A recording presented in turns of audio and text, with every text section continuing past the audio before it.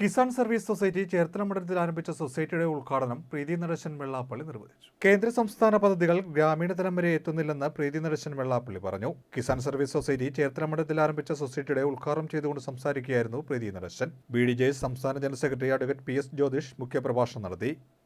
വിവിധ മേഖലകളിൽ മികവ് തെളിയിച്ച PD ഗഗാരനും വിനോദ് കോയിക്കലിനെയും ചടങ്ങിൽ ആദരിച്ചു. സൊസൈറ്റി പ്രസിഡന്റ് പ്രകാശൻ കളപ്പുരകൽ അധ്യക്ഷത വഹിച്ചു.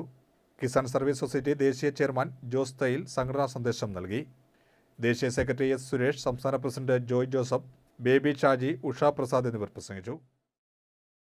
കൃഷി എന്ന് പറയുന്നത് നമ്മുടെ ജീവനാഡിയാണ്.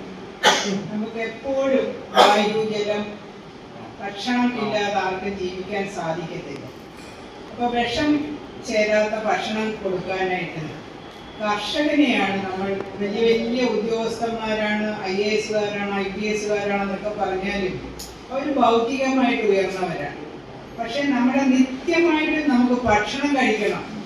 വീട്ടിൽ അമ്മമാർ നമുക്കത് ഭക്ഷണം പാചകം ചെയ്ത് തരുമ്പോൾ വിഷമയമില്ലാത്ത ഭക്ഷണം നമ്മുടെ വയറ്റിലേക്ക് വരണമെന്നുണ്ടെങ്കിൽ നല്ല പച്ചക്കറികളാണെങ്കിലും നെല്ലിത്തുകളാണെങ്കിലും എല്ലാം ചെയ്യണം. ഇന്നിപ്പം എൻഡോസൾഫാൻ അടിച്ച് നമ്മുടെ കാസർഗോഡ് പോലുള്ള, ഇപ്പൊ കാസർഗോഡ് ഇരിപ്പുണ്ട്.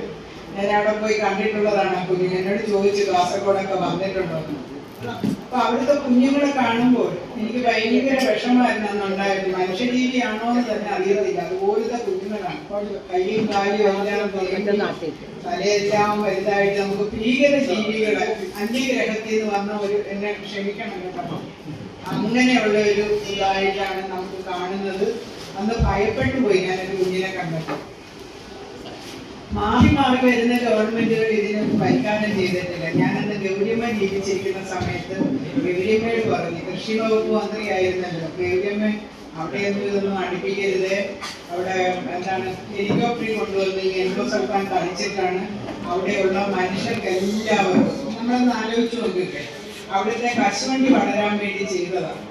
അവിടെയുള്ള ജലാശയം മുഴുവനും മലിനമായി കഴിഞ്ഞു. ഒരു വീട്ടിൽ ശുദ്ധജലം കിട്ടത്തില്ല. എവിടെ കുഴിച്ചെടുത്താലും ഈ എൻഡോസൾഫാൻ ചേർന്ന വെള്ളമാണ് അത് കുടിച്ചുകൊണ്ടിരിക്കുന്നത്.